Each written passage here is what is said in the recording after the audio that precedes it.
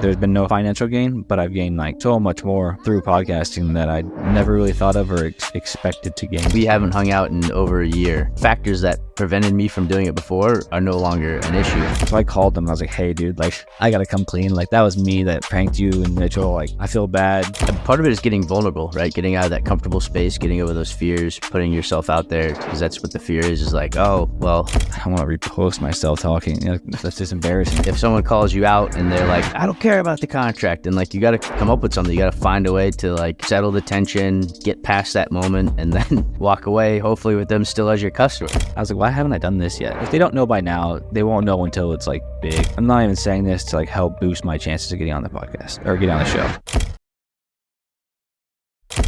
Welcome back, everyone, to episode 25, Relatively Uncharted. We are still here, still going. We are dedicated today. We're going to keep going. We got some thoughts. We're kind of at this cadence where every fifth episode, it's kind of one-on-one with Ryan and I, and just kind of want to chit-chat on our thoughts and kind of reflect on where we've been, where we're going, and some, things we learned that hopefully we can share. So, thank you all for sticking with us this far. On this one, we were kind of thinking about what to talk about, and, obviously we talked about in the past what we're trying to do with this and what we've, the missteps we've made. So obviously there's always going to be missteps and pivots. And one of the things we figured out right now that has been beneficial to us, that has been reiterated over and over in any industry, market, whatever you put it in, and that's the power of networking. So where I'm taking this one right now is the fact that, what we've noticed is we need to increase our marketing. We need to start getting some recognition, because we've been putting stuff out, and we're having fun doing this. But if we want to get a following, or at least make this worthwhile to the audience we're trying to reach, we got to start to expand and grow. And the only way to do that is marketing. So what we did with networking is one of our guests, Ben Jensen, shout out. He's growing his platform as well. And what he's done is, so for his content, he's creating short form videos, and he has a video editor that will take his stuff and tailor it towards his image, his brand, and what he's trying to do, and the message overall. And actually, he connected us with his video editor, so who's recently taken some. We had some brainstorm sessions. We chit-chatted. We thought about what our image, what we want our brand to look like, and he's kind of created some images for us that we can post on our all of our social media pages. So I guess that's kind of what we want to talk about today is networking, branding, marketing, building up to that, to keep this, stay dedicated and keep the ship going. So what do you thoughts, Gilly? Definitely shout out to Ben for that. First off, it just takes a lot off of our hands. Well, I guess there's a few things on that. Like, one, editing, like, it takes a bunch of time off of your hands specifically. And then like from like a marketing aspect on like my side of things, because I've been kind of doing the Instagrams and whatnot. It's not like it's hard, but it's just, for me, I'm not the most like creative or marketing type person. It's like getting these ideas and these like the format styles of what we're posting just like chopped up and done for me. And all I have to do is, either think of a comment or think of a caption or whatever it is and post it. Makes it like just so much easier, and like it doesn't take long. And then it looks a hell of a lot better than what we were doing before. So yeah, I mean, it's helped. I mean, we haven't felt the full extent of it yet, but already what he's done for us with the rebranding and the relogoing and this tips he's given us that we're going to use to implement going forward with the video, the short form content, and then help out with the long form content. Should help us out a lot. But yeah, like from just the time itself, like even if, I don't know, the time itself is a huge thing for us, because I mean, I know you spent hours, touching up on that, editing it, and then finally getting out to post it and whatnot. So that's just a big step. And that's the funny thing is, like, and you mentioned it too, like, we're not creatives, we try, we're doing the best we can, but we're clearly not experts. And you can see that it'll be noticeable the difference between the content that we're putting out and the content that we're getting that we can share from our marketing guy, our creative expert. So Yeah, I think another thing on like the networking thing, it's from what I've noticed, it just like it maybe just takes like the power of trying, right? But like just taking action. But from the start to where we are now, the connections we have and we've made are like tremendously different. And obviously, like when you talk to 20 different people, like you're gonna gain 20 new people, hopefully at least. That's common sense, but it really has like it sounds so cliche, and like you said before, everyone says it in every network or every world, like you need to network, but it's true. Like Ben gave us the step up on like the REI stuff, and then we've been able to like use our previous guests to help us, get new guests that are coming on in the future. Like Gabler gave us a few guys that we're gonna have on, and just friends of friends, because at some point you do run out of friends, right? Like at some point you can't like have all your. I mean, like not everybody. I guess not everybody one wants to come on the podcast, and two like would be the most interesting person out there. So like we would run out of people even if we used everybody. And so like getting these guests to come on and give us new people helps the network grow. But also when people look at our account, like if we just reached out to like anybody randomly and there's like 3 Instagram posts or 3 videos with like my friend and 2 of your friends that nobody knows their names, they're like, why would I come on that? But like when the credibility starts to grow, that's when like the network then takes the next step too. And so just like the power of trying and taking action. Like I just DM'd, a bunch of people and hopefully somebody responds, and they did. And that's how we've had a few guests on here, specifically like the Survivor guys. Like that's something I have passion and interest in. And so I just DM'd like a bunch of them from like a couple of seasons, and I landed like, I don't know, 8 responses or so out of like 30, 40. So the percentage was pretty low, but I mean, that's 3 or 4 podcasts we've been able to plan out, and we still are getting these guys to come on in the future. So just taking action and like putting your name out there, giving it a shot. Yeah, that's huge. And I'd say 8 out of 40 is still a pretty high percentage compared to probably what we expected, right?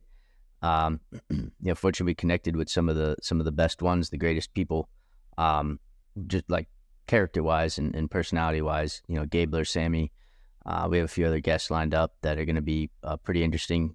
We've been watching their shows to obviously have something to talk about, but you kind of hit it. It's like put yourself out there, because had you not, and actually it led us to another kind of insight for us, is like had you not reached out to them, we wouldn't have made that connection. We wouldn't have gotten guests on the show. But something that led to that is, just asking our guests like, hey, do you have anyone interested, or asking anyone, right? Do you know anyone that would be interested in getting on the podcast? Do they have an interesting career? Are they just an interesting person overall?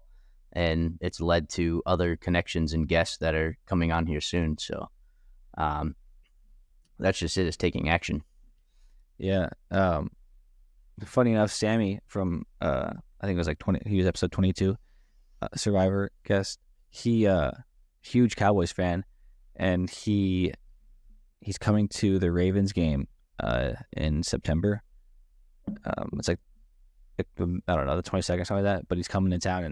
And I was over at the PBR championship last weekend, and so I posted like a picture of AT&T, or I sent a picture of AT&T Stadium to him just so I know like how big of a fan he is. He's never been there, and so he like responded and was like, I'm coming in September, we need to link up. So like just things like that, we're gonna be able to hang out and actually get to meet each other in person, other than just through the podcast. And so just another friend created through podcasting. And just like I said, I DM'd him, and he was nice enough to respond to me and take time to come on the podcast. And now like we're gonna be able to hang out for or meet one weekend in September. And he's from Vegas, and so I'm going out to Vegas in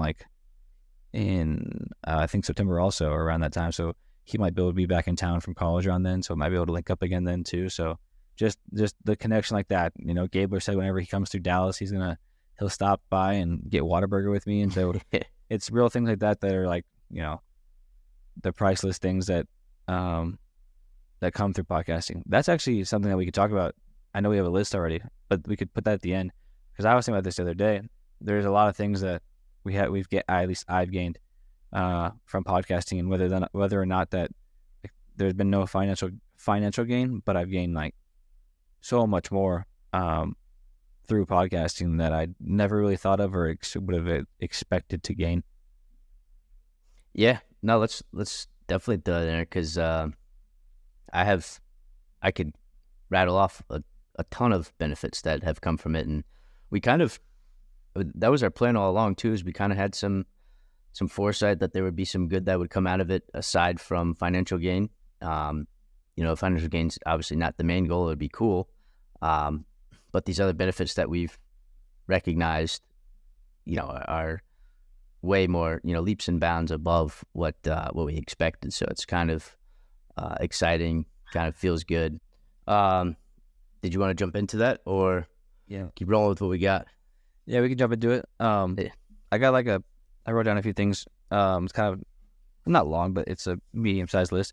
But they're all from me, but I know there's one that there's a few that you'll connect with, but one that I think will be big for you. I think this is one I didn't expect at all. Like, I didn't even think about this when we talked about it. Like, obviously there's others where we'll get into where it's like, yeah, like you can expect that through doing something like this. But the one that I did not anticipate at all, and really think that was gonna like come out of this, was reconnecting with old friends. And so I know a few of your guests are like some buddies that maybe you don't talk to as much anymore, or just as life goes on, people get busy, and who was once your best high school, college friend you saw every day to moving to different states and whatnot and living their own life. And so maybe that connection and that communication path just kind of got smaller. Like for James specifically, like y'all were roommates, and then I don't know, you had said the last time y'all had spoken had been a while. And so I know for me, like there's been a few that have been like really cool, because like it's people that like nothing happened between us, right? Like nothing bad. There was no fallout, nothing like between it, like no feud between us. It just, they went their way and I went my way, and it just gets busy. And so like being able to come on the podcast and like sit for an hour and a half or so and like sort of catch up on life, because like you're learning about their life, but also hear about what they're doing professionally and otherwise, it's cool. And then like it just leads to, for me at least, I've been able to stay in touch with them. Like I'll text a few of them every now and then, post episode and like just check in, see what's going on. And like I did not expect that. And it's cool because it's people, like I said, that nothing bad happened between us. There's still love between everybody. And so being able to, rekindle that and just grow the friendship network and add a fan to their base, and I'm a fan of them still. So just keeping in touch is always a good thing. Yeah, no, I'll add to that for sure. I would agree. Kind of the point you made is just what I have recognized as well. So maybe it is just kind of what happens, but everyone has their own life. Paths, can be side by side at some point, and then there's a splitting at some point, whether there's obstacles or not. And again, everyone's an individual. They have their own life, their own future ahead of them, and like you said, so we've brought some of my closest friends on here, which obviously really grateful that we're still in touch, and they were willing to jump on here and chit chat. Shout out to the ones who you are. So and it's just a splitting of paths, and there is really the ones that you can stay in touch with at a distance. Obviously, that's a true friendship. That's it's very tight bond, which is rewarding. And then there's the friends that you were close with, but you only had you had similar environments, so that's how you were able to keep top of mind in those environments. Like, okay, you played on the baseball team together or whatever. For the most part, except for on weekends or summers when school was out, the only time that you really hung out with them was during games and practice. Right. And you would have been best pals on the field. And I don't know if this is like a factor, but for my generation, so like my nephew has an Apple Watch, and he can text, chat, whatever, based on whatever data they have in their family plan. And I get gifts and memes from him all the time, and I love it. But he's 8 years old now. He just turned 9. And,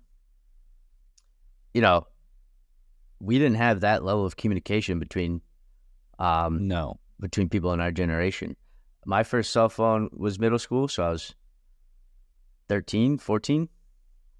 And then, smartphones, then you had the Razors and the Crazers or whatever. Then iPhones came out in 2007, I think. So, I was, yeah. So, I was in high school when that happened.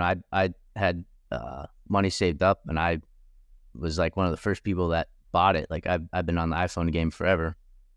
I don't know if that's like a shameless plug or whatever, but Big flex right there. yeah, like I was fascinated by it, and obviously the world caught up too. But You weren't the only one, yeah, for sure.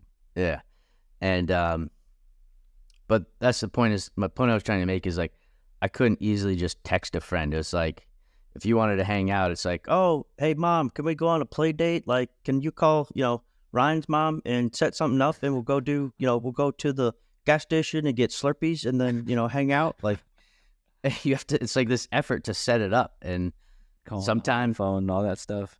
yeah, like yeah, and, leave a voicemail. Like who does that anymore? Like it was very different, and so I'm going to attribute some of it to that. Whereas now,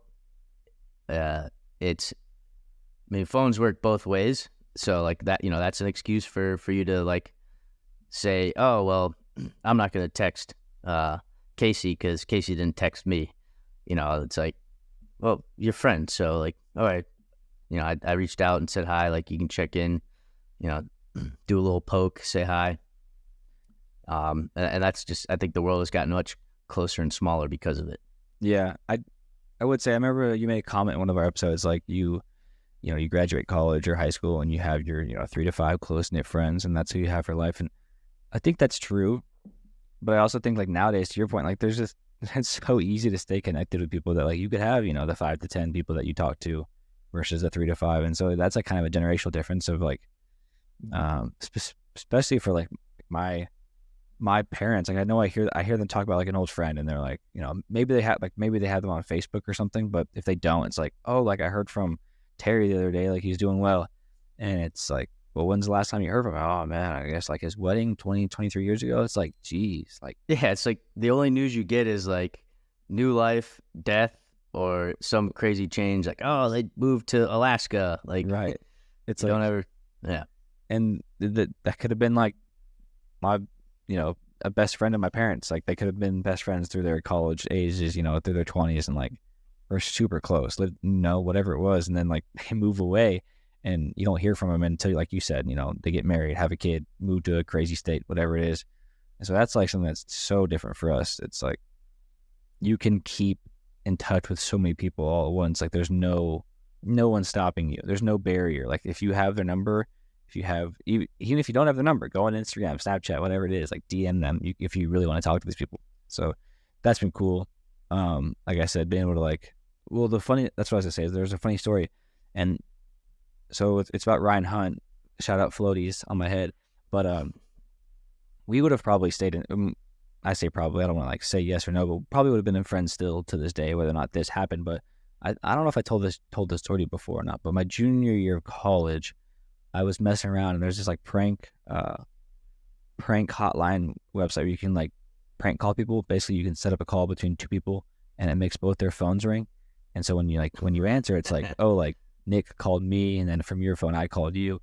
So it's always like, hello, what's up, man? And they're like what's up, dude? And like, you called me. Like, no, you called me. And so I did that to him and another friend, Mitchell. And like, this is where it gets bad, is you can like listen to like up to a minute and like 30 or 2 minutes of the call. And so I did that, And then I don't know where they were friends. I know they were friends. I don't know how much they talked though. So then I remember like listening to the call and like just seeing like how funny it was. And they ended up like going like not deep, but like they were talking about baseball, their baseball call, like their baseball career and like what was going on in life, just things like that. What was going on, just personal stuff, personal life, catching up. And I was like, dang, like I feel bad now. Like I listened in on like a conversation that maybe like it wasn't like private or anything, but it's like not my business, right? Like it was a personal conversation. So I called them. I was like, hey, dude, like I got to come clean. Like that was me that pranked you and Mitchell. Like I feel bad that it led to like me listening to y'all talk about personal stuff. But like another connection, like I brought these two people together, right? And who knows, like I said, how much they talked, but they were able to communicate for 2 minutes to, however long it was about whatever they were doing in life and what was going on. But then from that call, I specifically remember this call because I had to call Ryan and I was like, dude, like I was just messing around. Like I didn't mean to do that. And from that day, like me and him have been, in touch since. And that's kind of like a pivotal moment for me that I remember like connecting with him and just staying in touch. So yeah, it's really, really easy to stay in touch with people. Probably too easy with the prank calling and all that stuff. But I had to block my number from that website because there was a phase where we like our like high school, like there was like 60 of us that would like we always like there's like a network that would like just it's like, oh, like do them that'd be funny. And like you're calling like exes or people that don't like each other or whatever it is, and they're like, why the hell are you, just stuff like that. But that's how the connection reconnecting kind of started for me a while ago. But but it's just, I mean, that's just credence to the power of it. It's like it's as simple as just picking up the phone and just chit chat. Like there doesn't need to be this pretense like, oh, we haven't hung out in over a year. If I guess you'll find out who your friends really are at that point. I've had friends who we were really close, and then I don't know if you text them or reach out to them, like life gets busy. It takes some time for them to respond, and vice versa. Because maybe just it's like, dang, I don't know how they'll feel about this message anymore. Like right. Do they have the same verbiage? Do they still talk like we used to talk, like the same jokes we have? It's like, if I say this, where I look like dumb around them, or like, whatever it is. Have they grown out of our immature phase of life? Yeah. It's like, hey, pal. And then you're like, I don't mean by pal. Yeah. What, not much, bud. What's up with you? Yeah.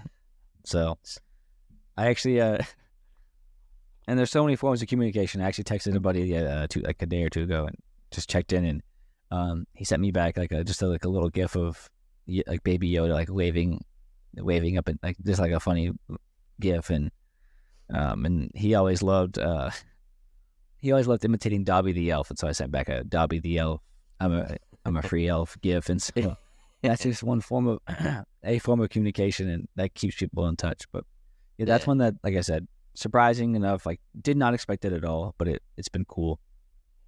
Yeah. My first two that I wrote were two that you probably expect. Like this was just, I mean, if you think about it, if you give it any thought on starting a podcast, you'd be like, okay, yeah, this is what I could gain. So for me, I wrote connections, but like new connections. So not reconnecting, but like getting these like new connections with people that I didn't know before, from reaching out, or from people that I know putting me in touch, stuff like that. And then personal growth, just from like sitting in front of a camera and talking, and then talking to new people and recording yourself. It's like, it's not the easiest thing in the world. I'm not saying like, I'm not trying to make podcasting sound like a blue collar job, whatever. Like make it sound like it's the hardest thing ever. But no one, I mean, it's not comfortable, I guess is a good way to put it. No one wants to sit here and look at themselves talk for however long. Well, that's not true. Some people might, but for me and you, I know specifically, like this is not something we're accustomed to, or really we're like excited about this part of the thing. We wanted to do the podcast for other reasons, like getting to know people and growing our network and things like that. But we didn't want to just sit here and look at ourselves, because we're not the prettiest two guys out there to start off with. We don't have the best voices in the world. Says the guy who gets called Travis Kelce a night out in New York City. It was like a one-off event.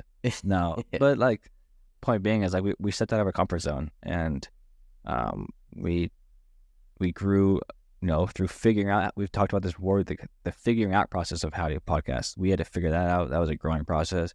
And then just sitting here looking at each other, like, that's a growing process for me still. It's like listening to myself through the headphones and like hearing it back whenever like this podcast is posted. It's like, gosh. But it also like it helps me learn how to like speak better, like how to my flow with words and how to slow down and like when to say what words I say too much that get cliche, and maybe it sounds just bad in my head. Maybe the listeners don't notice it, but there's things that I like pick up on that I don't like the way I sound, or I don't like when I say this certain phrases. There's like 3 of them I could tell you right now. And yeah, so I'm trying not to say them right now as I say that. Yeah. But yeah, just things like that. That should be our question in the episode, is like, what 3 phrases do you think Gilly is afraid of?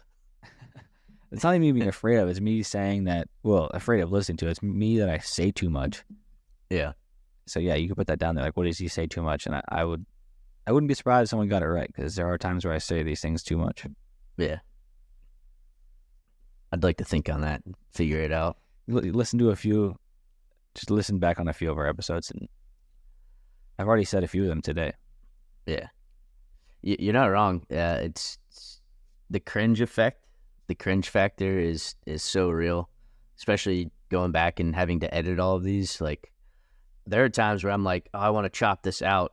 And right now I keep saying and we've gotten better at it. I think if you follow along from our original episodes to now, you'll see, we've slowed our pace, though sometimes I do get going and talk too fast. And I still do, I for catch sure. myself. Yeah.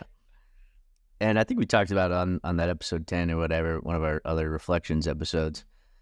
But we've gotten better, and we kind of we identified that as a potential benefit. We were hoping we would get that, and not that we are professional actors. I mean, all of this is off script, and we're just going. But they get on or stand in front of the mirror or get on the camera, and they watch themselves and critique themselves. They have coaches that tell them how to do what they're doing better, and that's essentially what it is. And you go watch them, and it's flawless on camera.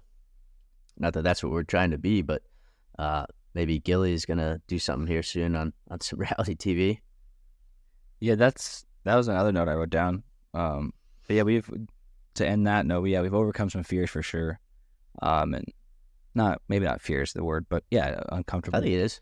Fears, yeah, sure. Call it a fear, and we've been able to overcome them and still doing it. Like, I know when we talked about this when we first started, we recorded a few episodes, whatever it was, and we posted them, and I just said it right there. If you know, I just said one of them right there.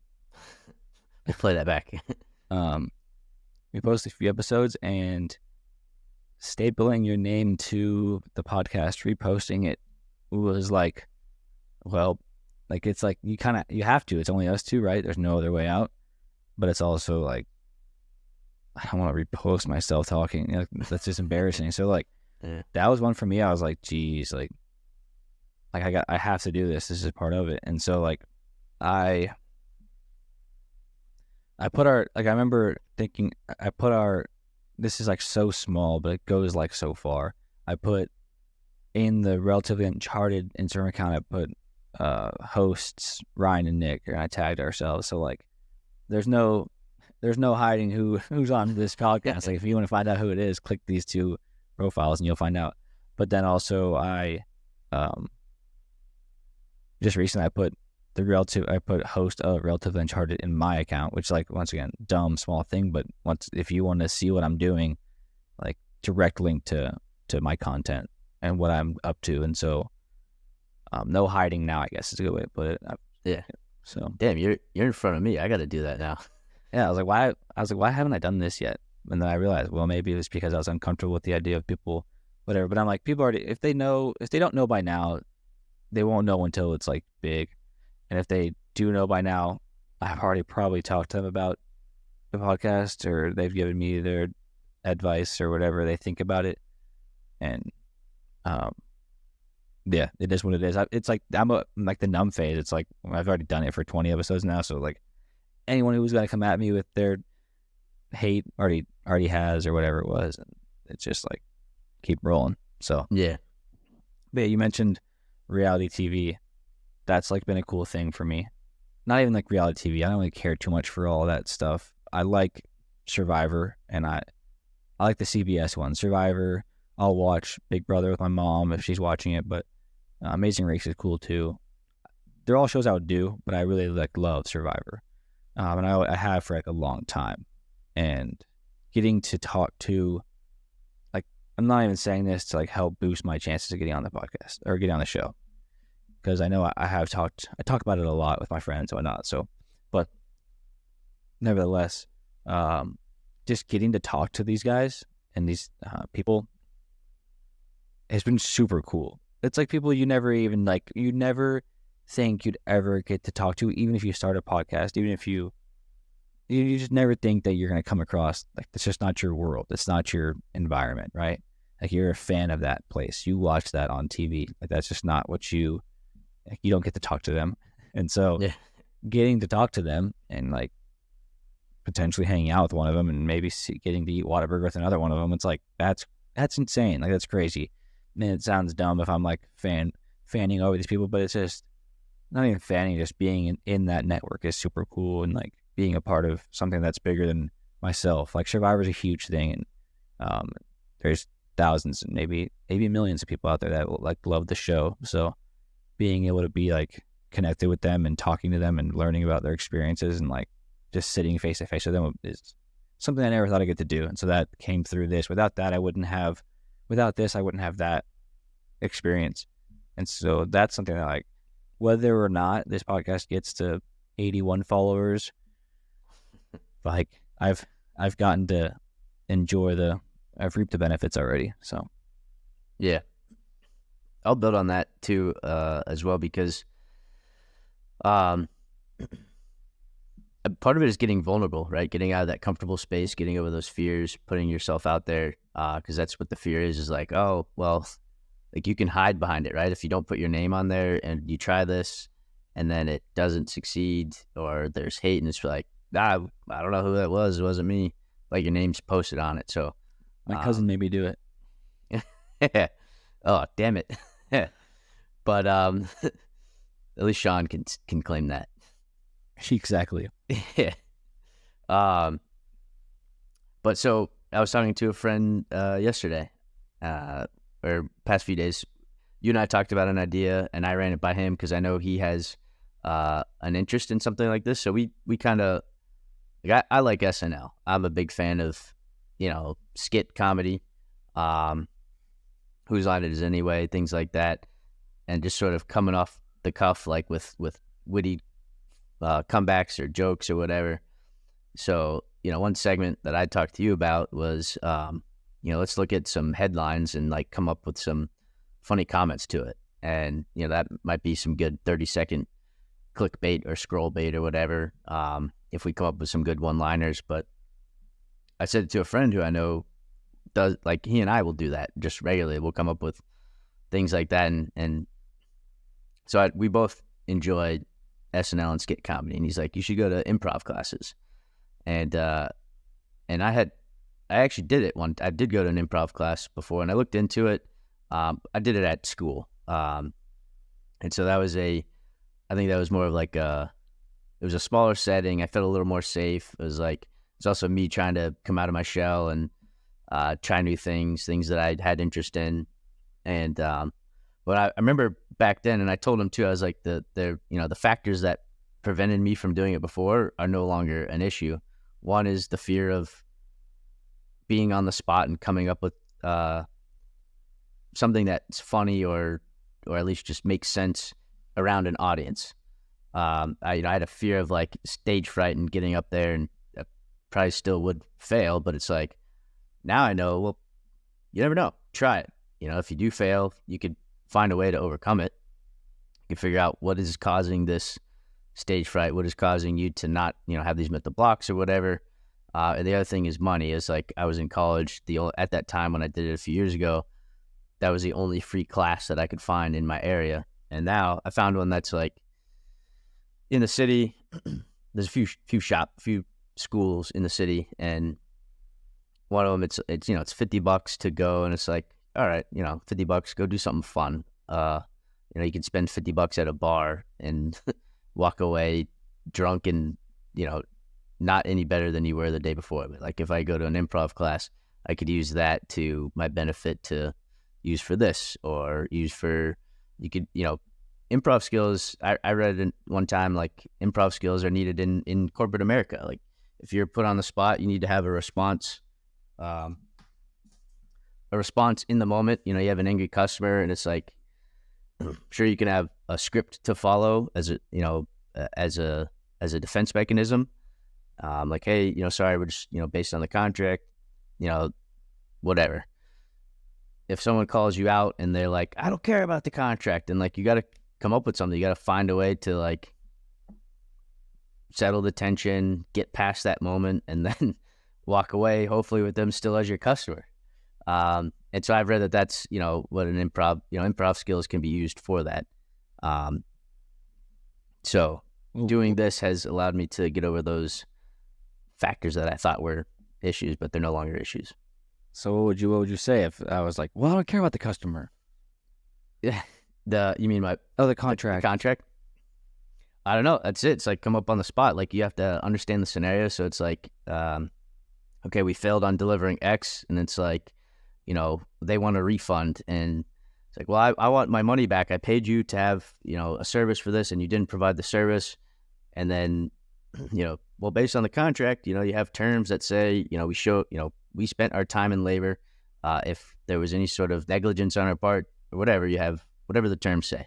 It's like, well, based on the contract, we can't refund you your money. I don't care about the contract. I want my money back. It's like, I understand your frustrations. Let's talk this through. Let me understand, what can we do to make this right? Like, that's all you can do at the end of the day is talk like adults. Let them yell. Like, no, I want to hear your improv. Well, you would say like improv, your improv. That was it. Then you don't have like a joke or anything funny to respond with that? No. The improv skill would be just like go off script and be like professional still. Correct. Not. Yeah. I thought you. Yeah. I'm not gonna have something witty and funny in the situation. No.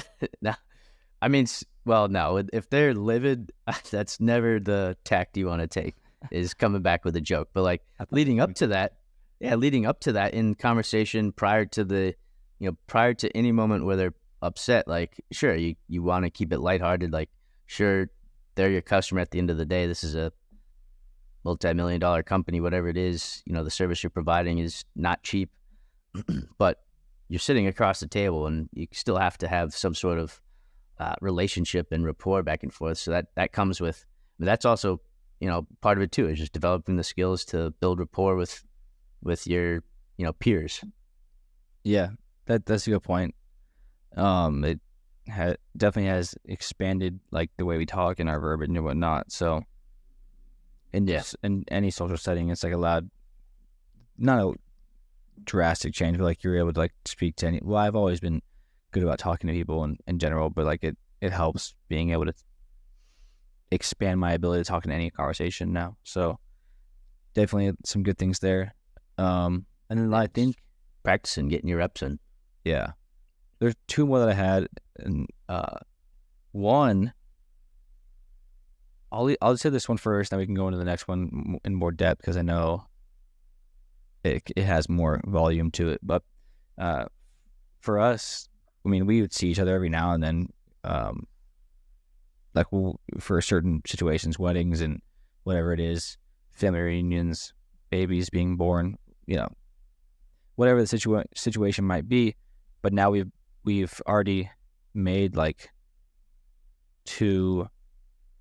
at least 2 or 3 trips outside of family reasons to like come hang out with each other. And so like you've been to Dallas for a weekend, and then I got to go to New York for a weekend, and I guess that's really it. But we've been talking about planning them and just being able to not only, I mean, we see each other more through camera, which is cool too. We talk more than we did before. We see each other through camera more, but we're also like planning, and we have seen each other more in person than we did the past 5-10 years. So that's been something that's like been a benefit that I honestly didn't even like, we talked about like being able to speak every week was cool, but I didn't even think about at some point we would be able to see each other a lot more than just, every 3 or 4 years. Yeah, I'm super grateful that we've been able to do that. We've always been in touch. Again, same with friends from growing up. Like I think there have been periods of time where you and I haven't spoken between 2 and 3 years, and that's just because of I mean, there was a time where there was an age difference, and so you would be in high school, and it's like I wouldn't text you and hit you up like hey, this party's crazy, man. Like, but I've never had a brother. I have stepbrothers, but I've never had a blood brother, and I consider you my blood brother. So we've chit chatted and gotten close, and that's kind of what I've hoped to take from that as well. And hopefully at some point when the financial gain does come, it'll be like, yeah, we got a podcast studio locally where we both live nearby, Dallas, Florida, California, New York, wherever it is, freaking Mexico, Dubai, right? The sky's the limit. But that would be sick. I mean, that those are the grand plans. It would be great if it all works out. That's what we're hoping for. And but yeah, it has been fun. And I had another thought. What was I going to say? Shit. I don't know. Go ahead, follow up. Maybe it might come back to me. It's okay, because what you ended it with was kind of flowing into my next thought. Yeah, it's like we have these plans and we have these ideas to hopefully become plans, and then hopefully get to execute them someday. But that's been the last thing I want to touch on, was just like the brainstorming, the brain flow, like of just new ideas, like whether it's a business idea or a creative idea or like a fun podcast idea or something for us to do in our personal life off camera, whatever it is, like just so much, like it's just allowed, at least for me, like I've just been able to like think in such a different way than I had before. I think oftentimes we get stuck in like a similar thought pattern, and like that can lead to similar thoughts, which like obviously if they're similar thoughts, they're probably, and like if they're similar thoughts and nothing's come out of them yet, they're probably dead ends, right? They're probably not the best idea, or just nothing can be created out of it. And so like creating these new thinking ways, whatever you want to call them, like just processes of thinking outside of what you're used to, has led me at least to like come up with new ideas of things that I want to do or like could do or it would be fun to do. And obviously not all of them are going to stick. I've had, I don't know, close to 100 by now since the podcast started, of ideas that like I'm like, oh, what if we did this? That's like not the best idea. Like where's the logistics in that? But there's been a few that we have come up together with, and we plan on doing that at some point. And then there's been a few in my personal life that I'm like, yeah, like I'm gonna do this, and this is my plan with that. And so that's been like awesome, because I'm like, I'll be like upstairs in my room, and I'll be like, Dad, like, what do you think about this? Like, what if this worked? And he's like, whatever. And he gives me like the logistical thought, and like he kills the idea when they're bad. And then if they're decent, he's like, yeah, you never know. And like that's the end of that. But it's like I'm like always trying to think of the next thing and new thing. And yeah, that's also been like, that goes in with our connections, like Ryan Hunt. Like just me and him have been, we bounce ideas off each other all the time. He throws something at me, I throw something at him, and like it may not involve each other, but it's like, hey, like, what do you think about this? Like, where do you think this will land? Do you think this will stick? And then I'm like, I don't know. Like, it could work, it could not. And like, that's just an example of one guest that's been super cool to have that thought process with. But even guys that we haven't had on the podcast yet, that I think we actually, one of my good friends, Dawson, plan on having him on at some point. I've been able to throw a bunch of ideas at him, and just like Bryson, me and Bryson has thrown a bunch of ideas at me when it comes to what he's doing with his music and whatnot. And I've been able to use my non-musically creative brain and like rebuttal him and see what he thinks. And so he's coming in town next weekend, and we're gonna work on something together, and for him to see, and we're gonna see what we can do with it and see where it goes. But I'm excited for it, because it's something I never even like would have thought of. And he texted me like this long text the other day, and I was like, geez, like Like, I don't even know how you thought of that, but let's try it. Like, let's run it. And if it works, like, this would be sick. And so I'm going to help him out with that. And also just get to hang out with him for a weekend. Haven't seen him in a while. So just the brainstorming is like unbelievable. Like, it just throws so much at you, and you're able to, like, remember I told you the other day, like, in the movie when it's like, there's like a time lapse scene where it's like super fast and they're up on like a big wall, and like the wall like starts empty, and then there's a map, like basically I think like there's a big like map wave, whatever, all across the wall of like what their plan is. You start to see it take. That was me like at 2 a.m. the other night, not like on a whole wall, but like I had like this little like whiteboard, and I was just throwing like sticky notes and like writing stuff down, and I felt like I wasn't, like, it was 2 a.m., 2:30, and like I should have been sleeping, but I wasn't, and I couldn't. My brain was just going, and I just started, when the brain starts flowing, you can't just stop it, right? You got to let it flow and let it throw up and see what it comes out with. And so I was like, let's just see where this goes. And I literally was up just like throwing sticky notes out there, like writing stuff down, like bullet pointing or putting some of my bulletin board, whatever it's called, just like stuff like that, just like going crazy. And I finished. I sat there and I was like, this is perfect. And so now I got to execute that plan. It is complete. Exactly. So now I got to execute that plan and see where that goes. But just, I mean, not to say I was dumb before or boring before, but it suddenly made me more creative and like made me think in new ways. Yeah. I think we've always had it, I mean, we started this saying we're not very creative, with the figuring out the digital, the audio, the visual, and the social media. I mean, that takes a particular person, a dedicated person to truly want to do that. And I mean, there are professionals at that because they're good at their craft, but doing all this kind of, it forces you to think differently and figure out for yourself other stuff. Whereas before it was like, okay, I want to make this video recording. Like, all right, how do I do it? I'll hire someone to set it up. But we had to bootstrap, figure it out, ask questions, research it, found the right platform, found the right tools and equipment, and it got us to where we are today. And then, what we've been able to do is sort of,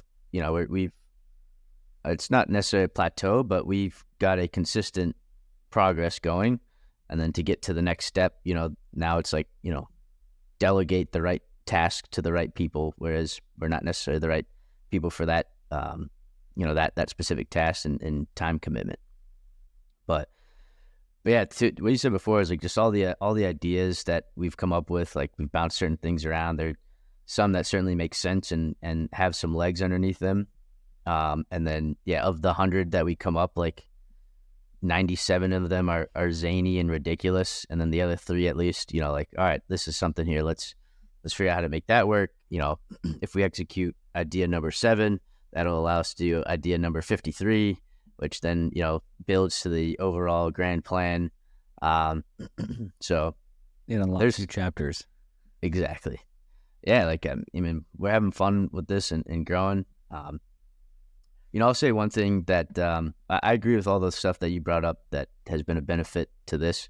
One thing that I recognized the other day that's really cool is putting out these podcasts. We have our dedicated following. Shout out to Aunt Lori. But one other follower that we have is my dad, which is kind of neat. I figured, family members would certainly support and be involved and be curious.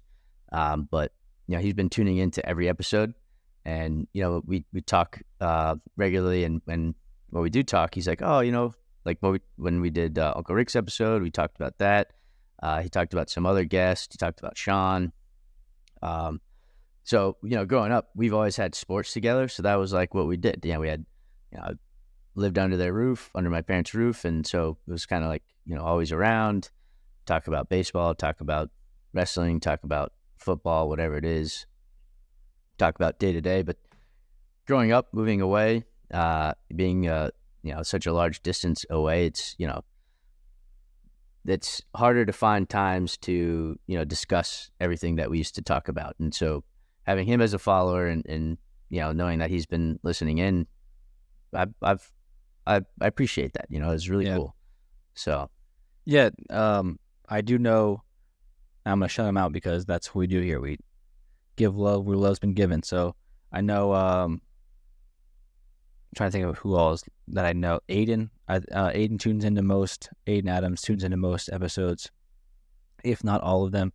A good friend of mine, Jordan. She tunes into every episode for sure. Like I'll text her like the day after it dropped. She's like, "Oh, how do you listen to it?" I'm like, "Well, what do you think? Like, you didn't tell me like what you thought about it. What the heck?" And then two guys that I worked with at the Cowboys. They're on to new things now, but Ian and Clay, I know they tune in to most of them. I'm not sure if they go into all of them, but yeah, just those people that are consistently showing up for us is cool because like that's what you need. You need that consistent base, and we've already begun to grow that. Even though it's small, it's 3 to 5 people, but it's a good place to start. And if you got to start somewhere, and so that's good for us. And so we get more than just 3 to 5 listeners, but those are the ones you consistently can count on to listen to the episode. Maybe once, maybe twice, and shout out to the listeners. Shout out. It'll pick up. I mean, you can't get to 5 without 1. You can't get to 10 without 5, and so on. So that's that dedication will get us there. But you said it. We're at cruising altitude. We found the groove, and we're just gonna keep flying until either we run out of gas or the plane crashes. One of the two. We'll keep refueling it. We'll refuel the plane if we need to, but we're gonna keep going. That's the plan, at least. Yeah. Shout out to one of our early guests, first officer pilot Gavin Abinshot. keep us at cruise control. Yeah. Shout out Gavin and Aiden. And once we need to land, Aiden, make sure we're taken care of. That's right. The airport operator. Yeah. Airport controller. Yeah. One other thing too, like kind of on that last comment, is like hearing about all this stuff that our friends and old friends, new friends, family, guests of what they're doing is, I'm enjoying it because again, what we said before is it had been tough to stay in touch, but we've kind of found a new way to re-engage friendships, start new friendships, and reaching out and poke them. And it's been personally rewarding to, tune into what my friends are doing. So yeah, that's honestly true. I said before on another one, I love seeing what friends, and even if they're not close friends anymore, just seeing what they're up to and supporting them on their journey, because everyone's their own main character, right? Everyone has their own life going, their own plans and their own ideas, whatever it is, whatever they're doing. And so like if you're the main character, it's always good to have support and fans of you. And so I'm always there to be a fan of anybody that's doing something. Yeah. Love it. Really feeling the love. We had another few other bullet points that we were going to run down. It was like networking, marketing, benefits from podcasting. What else we got there? Yeah, you'd wanted to know what I was doing with Gilly's gang. Oh yeah, that's you started posting this Gilly's gang. What is this? Yeah. So I don't know when it was now. I could date stamp it, but I think probably 2, maybe 3 years ago, around like the end of COVID, I could look at it right now. But I started this account called Gilly's Gang, and the idea, which it's still in works. Yeah, 2020, I guess that was a bit ago now, 4 years ago. The idea was to create a account really for myself. Once again, like we talk about the podcast, if we get a following, that's cool, it's fun, and that's awesome, and it allows us to continue to go. But for me, it was like for me and my friends, like I wanted to create an account where I could document any and all experiences we do. And so like that was the gang part. Like people, okay, the Gilly background, like my grandpa was called Gilly, my dad was called Gilly, and I was called Gilly growing up from my friends and coaches and whatnot. And funny enough, they were all separately, like they were never like linked down to each other. Like Pop-Up was called Gilly, and then my dad's friend started calling him Gilly without even knowing Pop-Up was called Gilly, and then same to me. Like, my friends never once heard anybody call my dad Gilly. They just started to call me Gilly. And so from Gil Martin, that's where they got Gilly from. And I think that's kind of cool because like it wasn't a passed down thing. It was randomly like assigned from your friend. So that's where I got that name. I was young. I mean, you probably date it back to elementary school, middle school when they first started calling me that.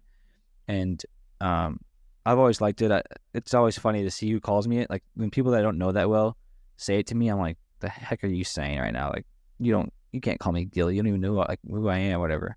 But the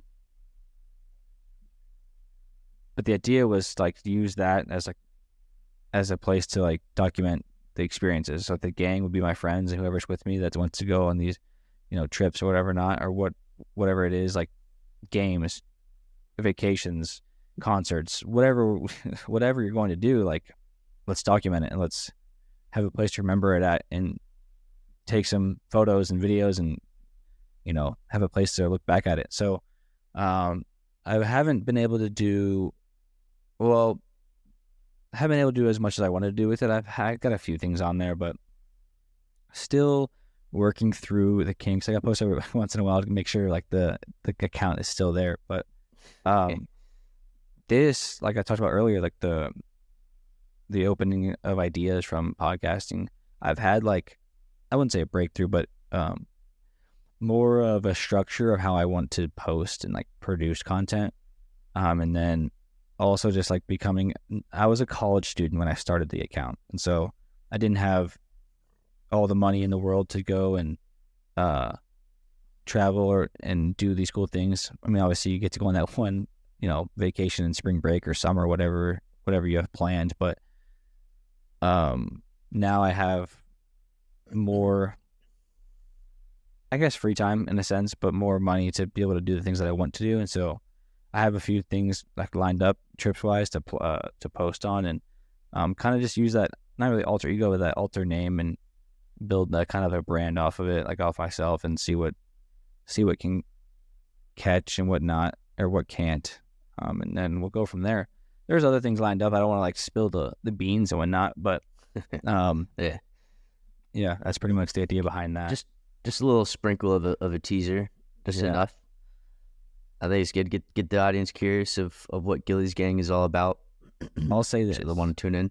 We are going to. There's a big group of us going to Mexico in June, and so there's a plan in place for that trip, and hopefully get a cool documentation of that experience. I have some big thoughts for that one to like really kick off the new wave of Gilly's Gang and like get it going again. So hopefully the plan gets executed, because I think it could be really cool. I love it. I want to join in some Gilly's Gang adventures. Oh, you'll be there for a good amount of them for sure. That's the plan. We'll use I guess that's one of the benefit of the podcast is it has created this platform for the other aspects and the other qualities of your life that you want to do. So you are more than just Ryan. You are more than just Gilly. You're more than just co-host of Relatively Uncharted. You got all these other adventures and plans in mind. But by doing this, again, the growth that we've taken from this has now allowed you to take other avenues to build that. And Gilly's Gang is the next step, and or part of the step, which that's just tremendous. Yeah, I think a lot of stuff that we've learned from here, I mean, going to implement into Gilly's Gang and use some of the stuff we do here over there to help produce content and whatnot. So I laugh because the idea that I had the other day was just ridiculous, and I'm gonna go for it. It's one of those ones you're like, geez, like that'd be really cool if it worked, and like you can see the vision of it all, but making it happen might be a little tough. Just different kinks here and there, but I'm excited to give it a shot. And the worst comes to worst, there's a fallback to like what the plan, like the the ultimate goal. If that doesn't like, if I can't get that out there, I'll get something out there. Yeah. Nah, you got to take risks. You got to, it's not entertaining unless you're trying something that nobody will try. I texted Aiden Adams and I was like, hey, well, the other day we were talking and he is a great friend. I'll say that, great friend and a great supporter of anything you're trying to do. And he's always there to help you in any way possible. And so we were just texting the other day about what he was doing, and then he started some photography stuff, and he's working with that. And so I'm actually excited to see what he can do with that. He's doing some cool stuff with cameras, and just taking different styles of photos and whatnot. And so he's working through that. So we were talking about that, and then whatever I was thinking about, and he said, he was like, you say jump, I say how high. And so then yesterday I texted him. I was like, Aiden, I think it's time to jump. And he's like, all right, where are we dropping? And I just revealed the plan to him, and he was like, let's do it, dude. Like, that'd be sick. And so it's a vision, and we got to get down on paper and then down onto Gilly's Gang account at some point, but we'll get it. We'll do our best. Yeah. All right. I'm excited to see what it is. Yeah. Is he going to, is he on the Mexico trip? Yeah, he's gone. That's why I was like, well, I didn't even think about it when I texted him, but he was like, I'll take as many photos as I can. And I didn't think he was like, because the conversation with the photo, what he was doing with photography and whatnot was a different time frame. And so now I'm like, dude, this is perfect. I have not like a photographer, but like I have a guy that like has passion in this. He's going to be one taking pictures anyways. I can use what he gets captured along with what I plan to capture and whatnot to produce what I'm planning on throwing out there. Yeah, little collaboration. Yeah, so I'm excited. Yeah. Oh yeah.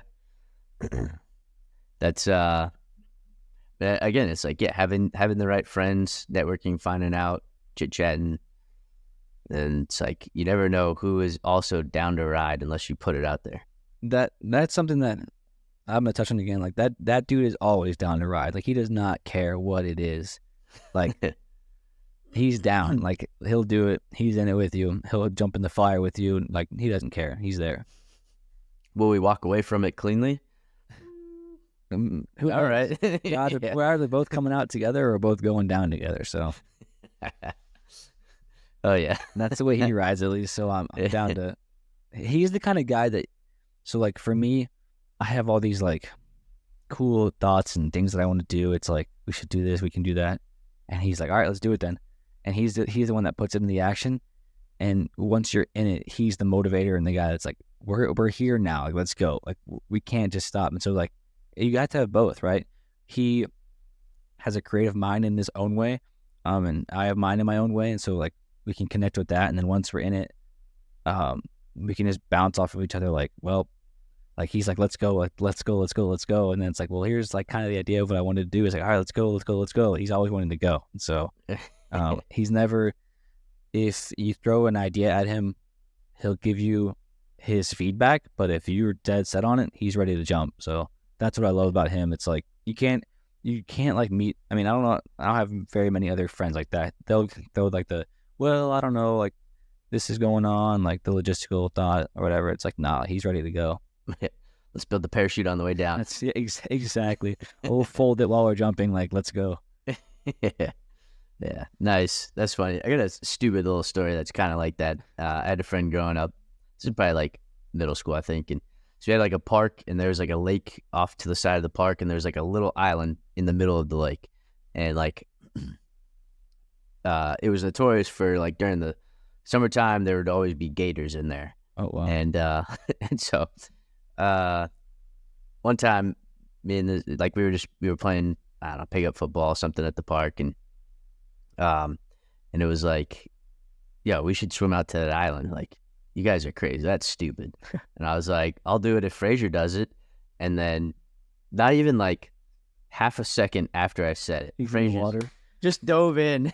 And I was like, oh shit. Like, ran and followed him, and like we raced to the island. Like, I remember like nearly drowning just out of fear. Like I'm a decent swimmer, but like just like I was like, oh, Gator's not gonna get me. Gator's not gonna get me. And like I never swam faster in my entire life. And then we got to the island, I was like, I was about dead on the island. But and then like one of the neighbors around saw and heard the commotion, like, don't you know there's gators in there? And they're like, Yes. yeah, yeah. But yeah, had he not took off, I'd have just stayed there and He's the fire paralysis. starter. He gets it going. Yeah, if you can't, I mean, you know this, Nick, but if you can't, for the listeners and viewers, the Gator stuff in the background, I'm a Florida Gator fan, but something about gators in water terrifies me. Like the idea of them in the water, like I can't do it. I can't go near them. I'm not a fan of it. Like I'm probably like top 3 scariest animal for me. Like at least aquatic. Like I don't deal with that. Like it's like snakes and like alligators. I'm just like not a fan.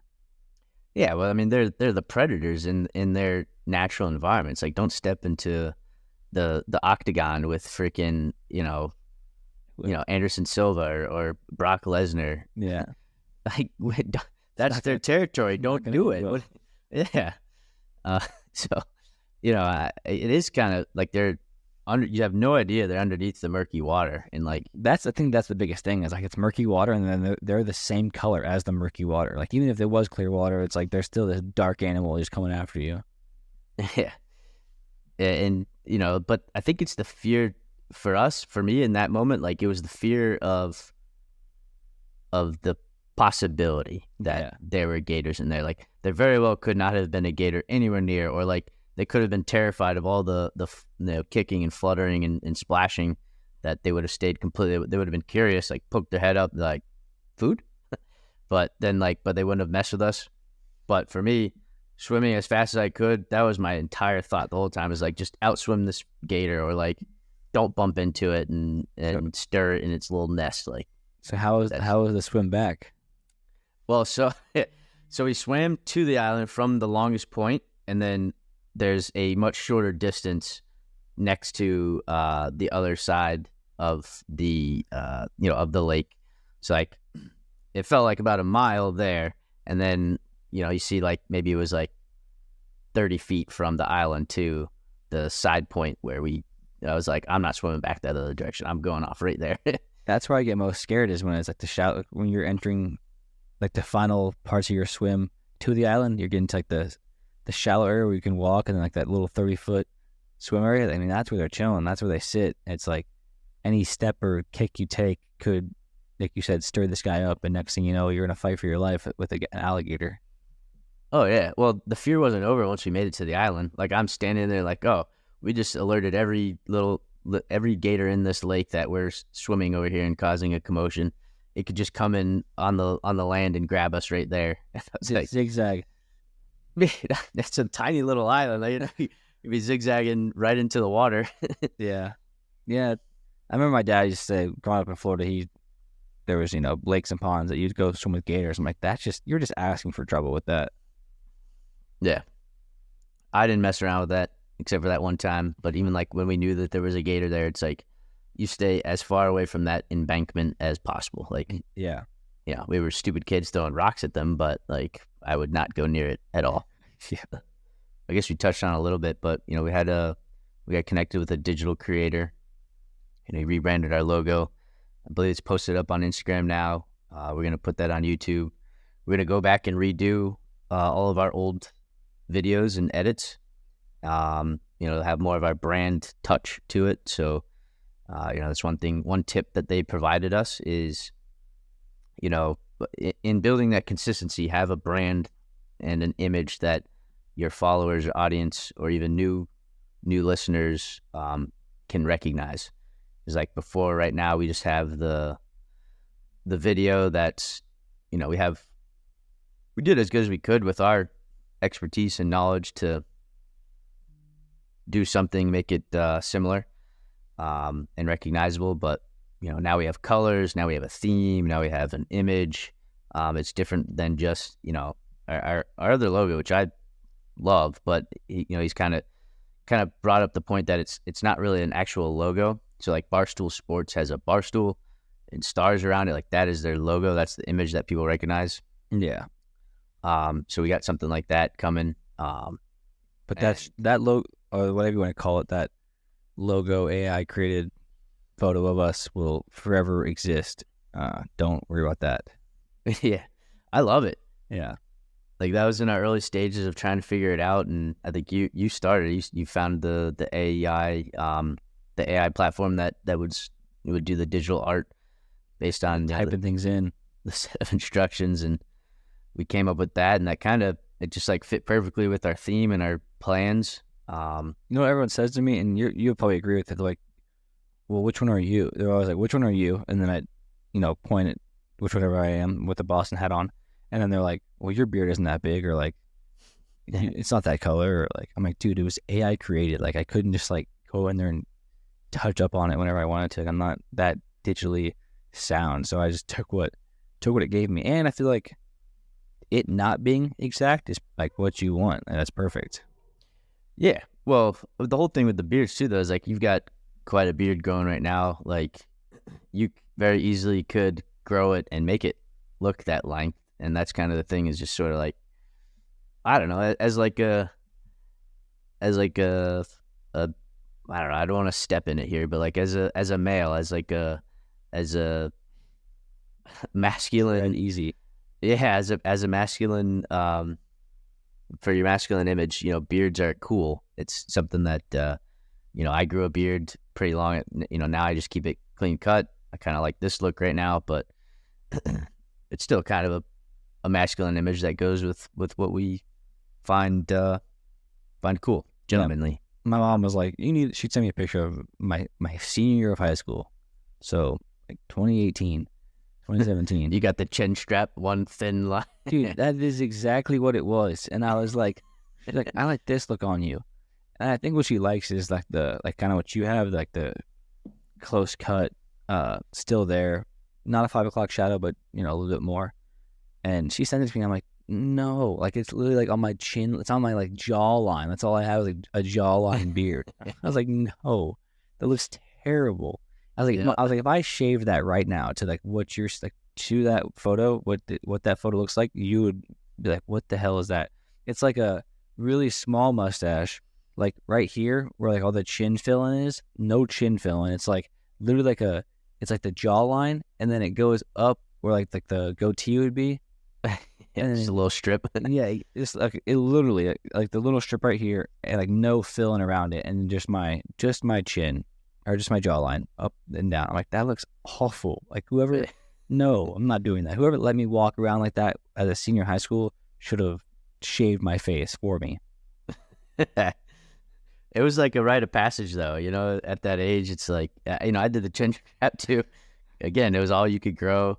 And I remember when I had, that level of facial hair, like trying so hard, spending so much time to get the line. Out. Exactly. Well, growing out, but like when I was shaving it too, like, getting the line, I spent like so much time when I would do it. And it was just like, curating an adult look for someone that clearly has a baby face, just like, what are you doing? Exactly. But you have to, right? Yeah, it's trying to prove the hair on your chest, What? Oh, she sent it to me on. Hold on, I'm gonna pull this up because I have to show you this thing. Uh-oh. If I can find it, maybe I can't. But anyways, yeah, you get the idea of what it looked like, and here it is. Yeah, so I was like, she sent it to me. I'm at work, and I was like, I literally responded, no, not happening. You doing a screen share? Yeah, I'm going to share this. Finds the right tab. What if I got to change the There we go. permissions?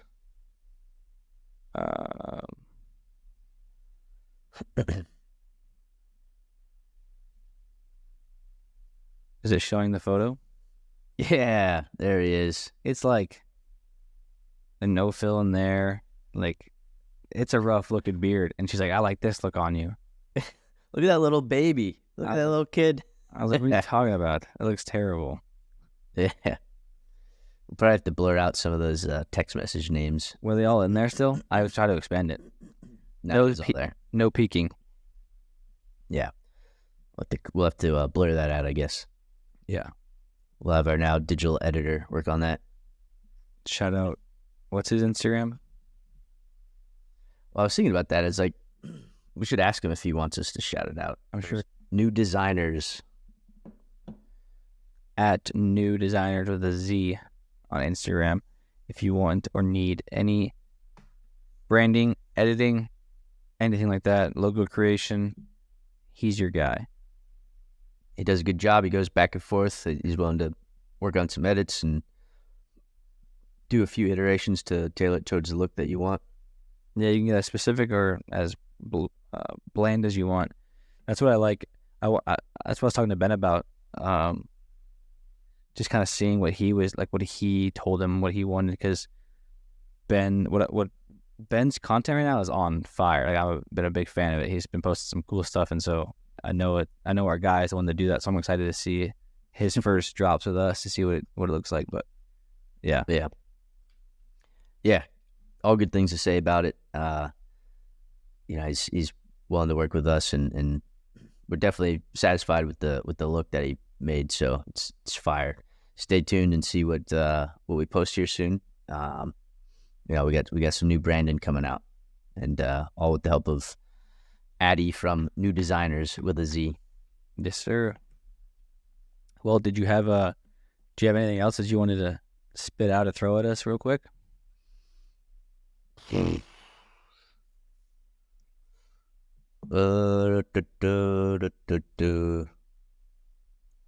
don't know. What else do we got? You got some pickleball coming up here in a bit. You got to run to. I was actually about to talk about that, but tell us more. Well, I started playing. It's weird. I've been a part of the Professional Pickleball Association since like 2019, 2018. So I kind of beat the wave of the hype, and then it died. I didn't play as much, and then it came back, and so I've been playing a good amount, not as much as I want to, but a good amount recently. And then I played in a tournament 3 or 4 weeks ago now, and it was like a national qualifying tournament for the national championship. So there were some people out there, but let me tell you this game is ridiculous. The age group I was in was like 13 to 29 year olds based on skill level. So it's like a tennis rating. So it's like 3, 3.5, 4, 4.5, 5s. And so like a 3 is like someone that can return the serve, but can consistently return the serve at a medium speed, can control his like direction, stuff like that. Very basic, like not high level, doesn't move well on the court, things like that, doesn't know spacing. How do you initially set that? Like, do you choose claim? Like, I mean, it's very detailed of like, this is what a 3 is, and then you're able to like, okay, yeah, I think I align with that. And so based on the criteria, you could argue I was a 3.5, but I put 3 based on the criteria. And then, you go out there and, dude, I don't know, I'm not trying to. You got some 4.5s playing in the 3. Yeah, a bunch of sandbaggers out there, dude.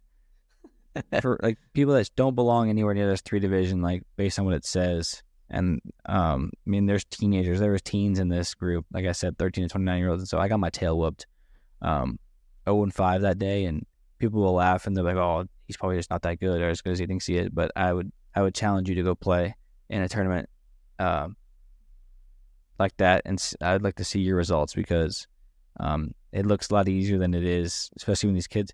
The thing is this way. The best way to explain it to people. I grew up playing travel basketball, AAU basketball. So I practice 2 to 3 times a week, play on the weekend.